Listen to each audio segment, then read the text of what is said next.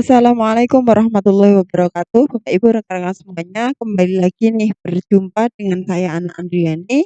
Pada kesempatan kali ini kita akan melanjutkan pembahasan soal UP untuk persiapan UP Februari 2023 gitu ya. Nah, hari ini kita akan membahas soal UP yang pedagogi gitu. Nah, ini siapa saja yang boleh menyaksikan? Boleh semua mapel, ini untuk semua jurusan, tetapi nanti kalau saya sih basic-nya matematika ya, tapi ini, untuk semua jurusan bisa, untuk yang matematika apalagi. Yuk kita lanjutkan ya. Nah, langsung seperti ini. Nah, ini contohnya, di sini disebutkan guru matematika ya. Seorang guru matematika merasa kemampuan literasi salah satu kelas yang diajar lebih rendah dibandingkan dengan kelas lain. Indikator dari rendahnya kemampuan literasi ini adalah lemahnya siswa dalam memahami isi bacaan dan lemahnya siswa dalam menginterpretasi apa yang sedang dibaca. Guru merasa masalah ini adalah masalah yang menjadi wewenangnya dan harus segera diselesaikan. Pada langkah mencari alternatif solusi penyebab masalah, langkah berikut tepat, kecuali. Nah, berarti yang tidak tepat apa ya? Oke. Sebelum saya bahas jawabannya, yuk Bapak Ibu yang belum subscribe bisa subscribe dulu dan kemudian Bapak Ibu yang menyaksikan video ini yuk tolong di-like dulu. Kalau suka tolong di-like. Apa nih? Jadi alternatif solusi penyebab masalah itu kan banyak sekali langkahnya ya. Nah, ini yang bukan yang mana? A. Guru perlu mewawancarai pakar untuk mendapatkan alternatif solusi untuk akar masalah yang teridentifikasi.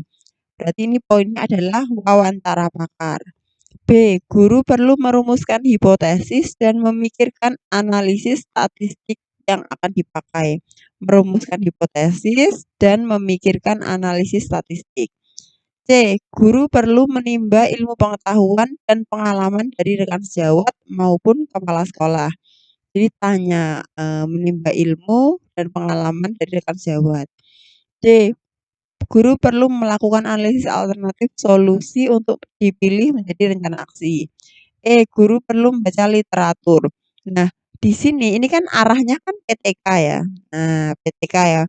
Kok bisa PTK, Bu? Karena ini kan guru melakukan penelitian di kelas gitu. Kemudian di sini juga yang dicari adalah alternatif solusi penyebab masalah. Nah, maka ini arahnya ke PTK, penelitian tindakan kelas. Karena kalau PTK itu kan kuncinya untuk meningkatkan sesuatu. Jadi untuk perbaikan ataupun untuk meningkatkan. Nah, ini yang tidak tepat apa berarti? Nah, yaitu yang B. Kenapa? Nah, ini loh kata kuncinya, analisis statistika. Analisis statistika itu tidak diperlukan dalam PTK, Bapak Ibu. Nah, dia diperlukan dalam apa? Dalam penelitian eksperimental. Nah, analisis statistika ini digunakan dalam penelitian eksperimental atau namanya kuantitatif ya, penelitian kuantitatif begitu ya. Oke, yuk lanjut. Seorang guru matematika kelas 7 merancang pembelajaran yang menguatkan karakter pada KD 3.4, yaitu menganalisis fungsi linier dan menginterpretasikan grafiknya yang dihubungkan dengan masalah kontekstual dengan cara mengajukan masalah berupa contoh struk pembayaran listrik suatu tempat jasa pembayaran dan menanyakan mengapa tarif listrik yang dibayarkan setiap rumah berbeda-beda. Nah, secara kelompok, siswa akan menyelesaikan LKPD yang berisi langkah-langkah sehingga siswa bisa memakai persamaan Y sama dengan AX plus B gitu ya. Nah, ini berarti Y-nya ini adalah tarif listrik yang harus dibayar ya. A dan B ini satu konstanta yang tetap kayaknya. Nah, langkah yang harus dilakukan guru agar siswa tumbuh karakter peduli pada lingkungan adalah A. Mengajak siswa mencari informasi besar kecilnya golongan listrik di rumah dalam X volt ampere dengan iuran listrik yang harus dibayar tiap bulan. B. Mengajak siswa mengidentifikasi besar kecilnya pemakaian listrik dalam X kWh di rumah masing-masing dengan iuran listrik yang harus dibayar tiap bulan. C. Mengajak siswa untuk mencari artikel tentang pentingnya peduli pada lingkungan. D. Mengajak siswa mengidentifikasi besar kecilnya pemakaian listrik dalam A kWh dengan iuran listrik sebesar B rupiah yang harus dibayar tiap bulan. Jadi kita mau memaknai ini loh ya, persamaan Y sama dengan AX plus B. Mengajak siswa mengidentifikasi besar kecilnya pemakaian listrik dalam Y kWh dengan iuran listrik sebesar X rupiah yang harus dibayar tiap bulan. Nah, di sini besar kecilnya pemakaian listrik itu yang mana gitu ya. Coba kalau di sini kan Y itu adalah yang harus dibayarkan ya. Besar kecilnya pemakaian kalau pemakaian jadi yang harus dibayar itu Y. Setiap bulan yang harus dibayar itu adalah Y. Kemudian X itu adalah pemakaian listriknya itu.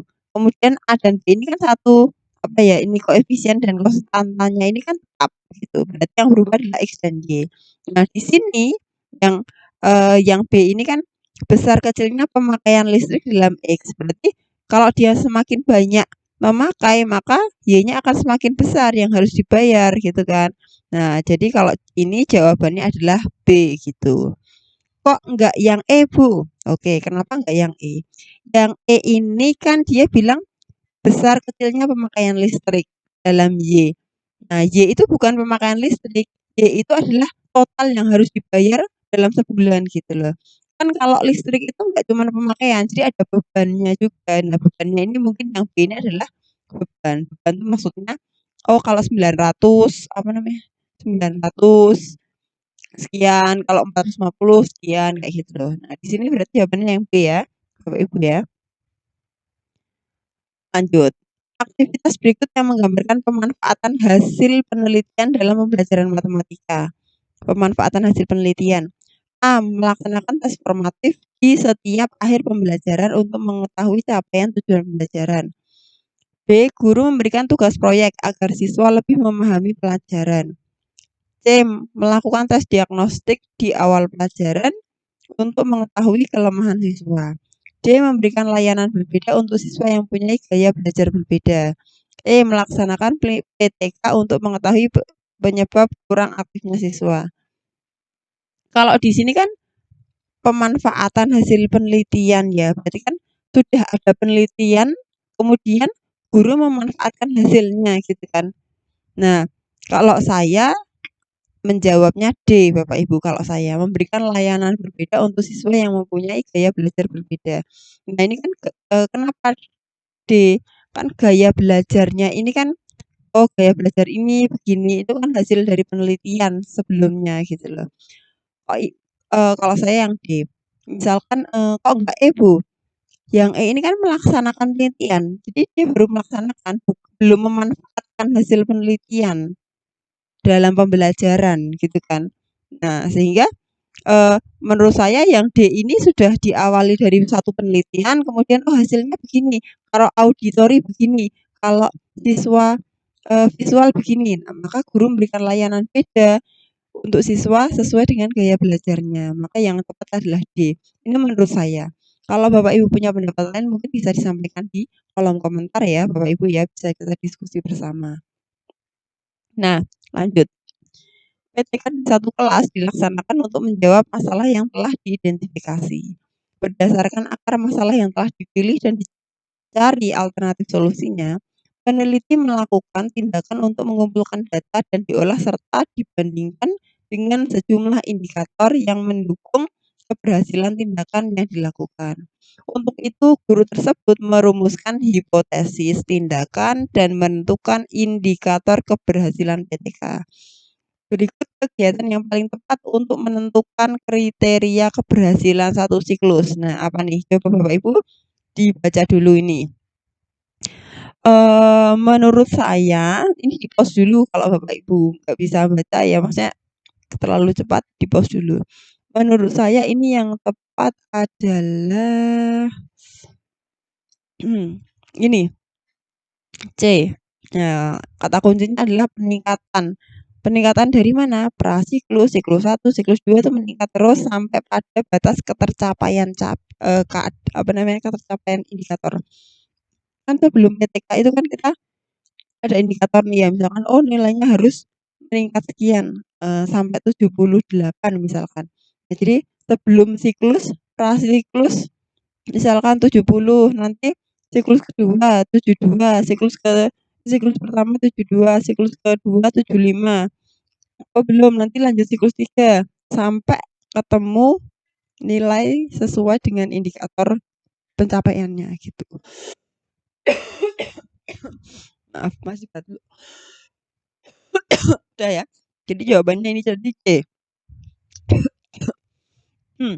Lanjut.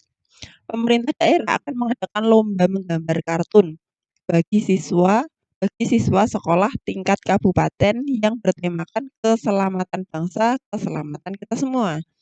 Seorang guru mengarahkan anak didiknya merancang gambar kartun yang sesuai agar memenangi lomba.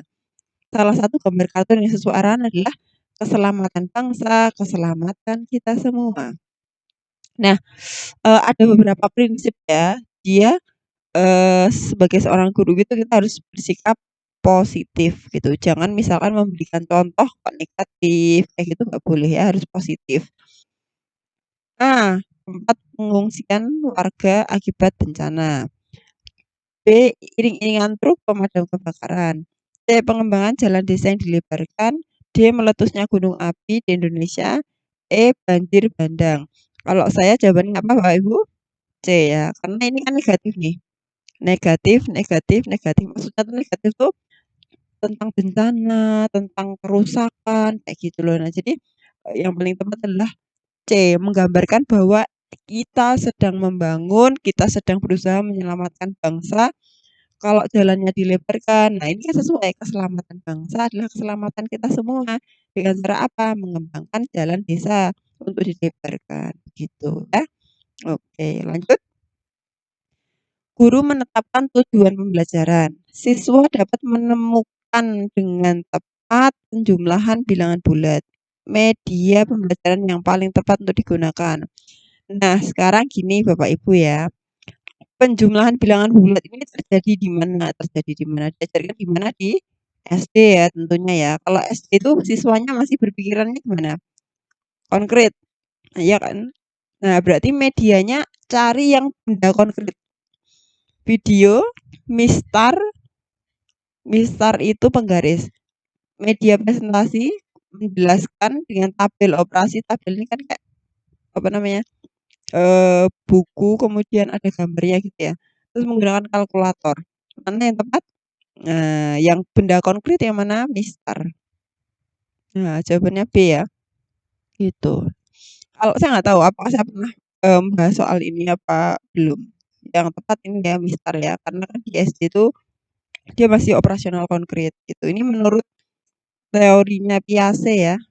Nah, teorinya Piaget gitu. Oke, lanjut masih ada soalnya. Aktivitas berikut yang menggambarkan pemanfaatan hasil penelitian dalam pencapaian belajar. Oh, ini tadi ya. Oh, sama nih jawabannya yang di. Oh, saya lupa. Ternyata sudah pernah saya berikan tadi. Lanjut. Guru membelajarkan materi perihal barang-barang produksi dalam negeri. Tidak lupa ia memberikan arti pentingnya bangsa yang unggul demi memberikan kemakmuran pada rakyatnya. Kegiatan guru yang mengarahkan peserta didik dalam hal tersebut adalah materinya barang-barang produksi dalam negeri. Ini cinta tanah air ya. Maksudnya cinta tanah air gitu. Apa nih? Tentang barang dalam negeri, produk barang dalam negeri. Membandingkan berbagai motif batik, memaparkan penemuan lokasi minyak bumi, menyajikan sejarah nasionalisasi perusahaan, menampilkan hasil tambang di Indonesia, menganalisis keindahan alam. Kalau saya adalah yang A. Gitu, karena produksi dalam negeri ya, jadi lebih ke sini gitu loh. Nah, yang lainnya juga bagus gitu. Cuman kalau saya sih itu karena, yang jadi pokok itu adalah produksi barang-barang produksi dalam negeri itu kayak batik gitu ya. Oh, lanjut. Guru perlu mempertimbangkan berbagai faktor pada saat mempersiapkan kegiatan sekolah yang melibatkan jumlah siswa yang cukup banyak ya, misalnya studi wisata gitu. Guru sebagai pendamping kegiatan siswa perlu membuat persiapan untuk menjamin keamanan, kesehatan, kenyamanan siswa. Langkah awal yang perlu dilakukan apa? A. Menyiapkan peralatan keamanan, kesehatan, kenyamanan. B. Berkoordinasi kegiatan dengan aparat setempat. C. Membuat surat izin persetujuan orang tua. D. Menyampaikan informasi kegiatan pada siswa. E. Melakukan analisis manajemen risiko. Kalau saya adalah E dulu ya, gitu. Ini kan ini loh, guru perlu mempertimbangkan berbagai faktor. Ini berarti dia harus melakukan analisis manajemen risiko dulu gitu. Ini juga akan dilakukan ya, opsi A, B, C, D itu akan dilakukan. Tapi kan pertama-tama yang E dulu gitu. Kalau saya begitu ya. Oh, sudah selesai ternyata Bapak Ibu ya. Cukup semoga bermanfaat. Eh, semoga bermanfaat ini kita tutup ya. Jangan lupa nanti saya pasti akan bikin video lagi insya Allah. Ditunggu saja gitu. Jangan lupa di like, subscribe, komen gitu. Biar saya tahu feedback dari Bapak Ibu kayak gimana gitu ya. Cukup semoga bermanfaat. Wassalamualaikum warahmatullahi wabarakatuh.